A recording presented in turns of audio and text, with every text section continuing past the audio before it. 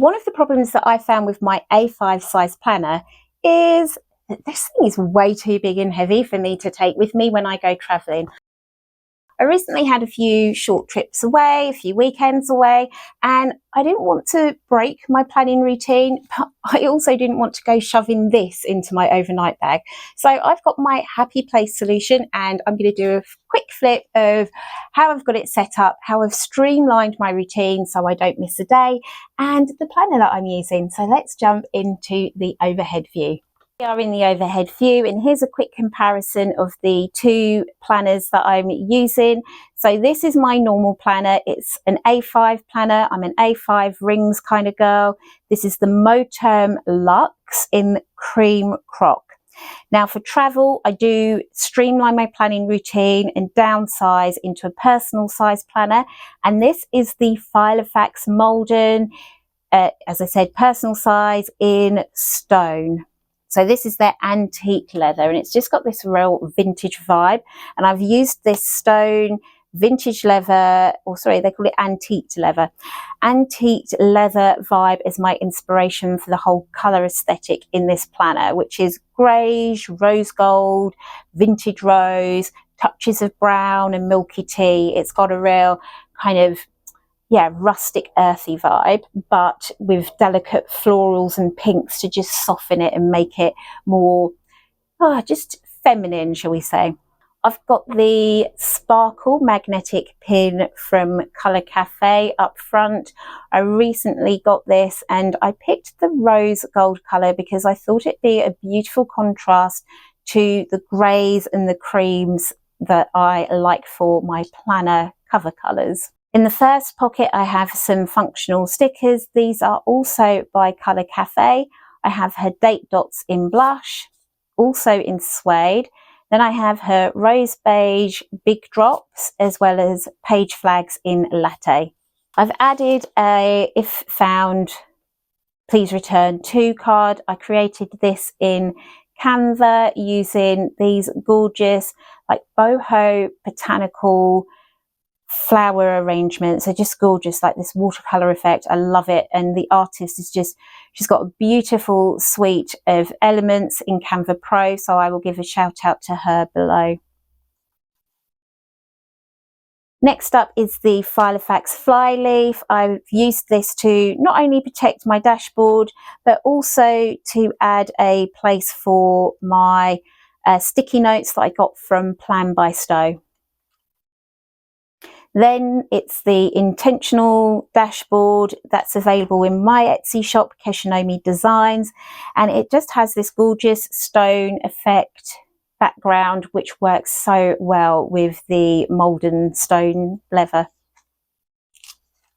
I've also got the Filofax calendar, 2022 calendar, and I've decided to use the Filofax dividers as well because this planner is meant to be a streamlined planning system. Whilst I'm away, I am not going to be planning any business things. I'm not going to be planning my social media or my YouTube. I'm not going to be referring to the kids' curriculum stuff or parent consultation notes or any of that. So rather than have my planner bulked out with everything, I've streamlined this system down to 6 sections to help me stay on track with my planning routine, even though it is just a streamlined version. So section 1 is my monthly agenda. Section 2 is plan and review. Then we have weekly agenda in section 3, followed by trackers in 4, lists in 5, and notes in section 6. Now, my monthly agenda, I only filled this out for the months where, starting from when I went traveling, moving forward. I didn't backdate it, sorry. And I've just included this in here so that if I'm traveling, I can do some pre-planning if I need to and know that I'm not going to clash any dates. So this insert is the month on 2 pages insert from Arangea Design. It has a calendar grid on one side, which is a perfect size for fitting in little mini icon stickers. The camera and the period one are from Papertarie, and then this planner, book and pen is from Kolour Cafe. Then there's an area for top 3 priorities, goal/intention, followed by notes. On the right hand page, I just have a calendar list of the month where I can note down any important dates or things that I need to do, as well as an area to tick them off. And you'll also notice that on this insert, the weekends have been highlighted just to make it a little bit easier for when you're trying to figure out where you need to slot certain dates in, if it needs to be midweek or at the beginning of the week. I just felt like having a highlighted weekend makes life so much easier. Here we are in my plan and review section. I've just got this card from Kolour Cafe that came with one of my orders from her shop. I've got it pinned with this cute little smiley face clip from, it comes, when I order things from Cult Pens, my invoice always has these cute little clips on them, and they're just so sweet, and they're different colours. My last order was a brown one, and I just thought that that was perfect to go in here. My plan and review comes before my weekly agenda section because I like to plan out my week and then review it at the end. And I just thought it just makes it easier to find things if it's not sort of sandwiched in between weekly inserts. So again, I've got these gorgeous floral elements from Canva Pro. I created this entire thing in Canva using Canva Pro elements. The font is part of the tan collection. And then I've got these gold splatters and this element here, and the background is like a watercolour kind of background. These came from Creative Market. Another intentional dashboard from Arangea Designs, and it just has the 4 steps to being intentional with another little bit on the back. The plan and review insert is from Arangea, and here is where I just map out a motivational for the week, which is usually a scripture verse or a quote that I just feel is going to really inspire me for my week ahead. Next, I have my intention, which is how I intend to show up in the world. Is it calm and peaceful? Maybe it's giving of my time. Maybe it's adventurous. I just use this area here to set an intention for the week ahead. I've got my top 3 priorities with little check boxes so I can tick them off as I achieve them.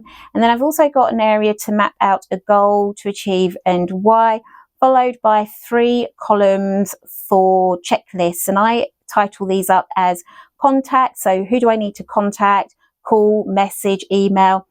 The next column I do for shopping. So what do I need to buy, return, or happy mail that I'm waiting for? And then the final column I head up as errands. So it's anything extra above and beyond priorities that I also need to get done during that week.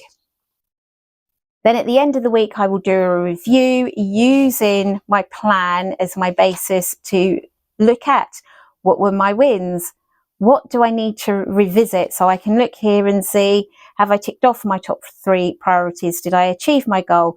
Did I show up in the way that I intended to show up? And then I can just fill out anything that I need to revisit there, so that when it comes to doing the plan for the following week, I can use a combination of what I've got still to tick off from here, as well as what I need to revisit as a quick way of planning out the following week. I've also got a what did I learn section, followed by what am I thankful for. Section 3 is my weekly agenda section, and I've just got some more of those intentional dashboards, because for me, although I am streamlining my planning routine, although I am in vacay mode, it's still important to me that I am intentional with sticking with my planning routine. And I just need that constant reminder to not fall out just because, oh, well, I missed a day because, you know, vacay mode. It's like, no, let's not miss 2 days, because then 2 days can easily become 3 days in a row, and then it's so much harder to face your planner. Well, at least for me it is. I don't know about you guys, but from my experience, that is what I found. So I just love having these little reminders that I am being intentional with my planning system. So the intentional dashboard, this is from Arangea Designs. I just have it layered over this. It's like a crumpled linen photograph that I created myself, and it just has a quote from a novel on the back, and I've just done something artsy with blocking out some of the words that I just thought was, yeah, something a bit different. Weekly agenda, this is from keshinomie.com, and in here it is a week on 2 pages, but on the left hand page is some sort of productivity extras, and then the right hand page is the actual week with a Monday start. So if I show you a blank one, here you just have a blank column where I like to put any little important notes to myself that I want to kind of really stand out. I've also got an area where I can scribble out different things if I need to just write things out. Then I've got a line a day area. I actually use this for my daily gratitude. There's some habit trackers here, as well as a dot grid area. And if I just flip back through the past weeks, you can kind of get an idea of how I've been using those. I used some page flag stickers to highlight something important there. Same on that one. In previous weeks, I did a line chart for my water intake, and then did a menu planning there. On some weeks, I've used the drop stickers on the weekly spread just to highlight important dates. And then other weeks I've used mini icons, and then I've used a combination of written and mini icons. And then I finally settled on, yeah, mini icons, writing out the titles of things, and then just highlighting them with a Tombow just to make it really stand out. And then on the weekly spread, there's also a area to write things out in checklist form, so you can tick things off as you get things done. Section 4 is for my trackers, and I really only have one tracker in here. This is kind of like my personal health and well-being tracker. It's a 31-day daily tracker where I can just use my Tombow to line out when I've completed that habit that I'm tracking. I've also done a line chart device for tracking my mood as it fluctuates, as well as using initials for different things. Section 5, lists, and this is a real lifesaver because in here is where I have a packing list. So because this is my travel planner, I've left in some blank inserts so that I can just grab and go, as it were, when it's time to travel. But the packing list, it's, if you're kind of borderline OCD like me and you get halfway to your destination and you frantically want to check your bag to make sure you've remembered your laptop charger or your earbuds or your floss or whatever, like, this is an absolute lifesaver, because it just means when it comes to packing, I just need to go through this list, know that as long as I grab all of these things, I've got everything that's vital that I need. And if it's not on this list, then I clearly don't need it. And if I do get that borderline OCD thought in my head where I want to frantically check my bag halfway to my destination, I can just quash that thought and say to myself, I don't need to worry because I went through the list and I packed everything that was on the list. And the final section is my notes section, where in here I literally just have lined paper for making any notes. Finally, it's the page lifter. I got this from Sort Stuff Out on Etsy.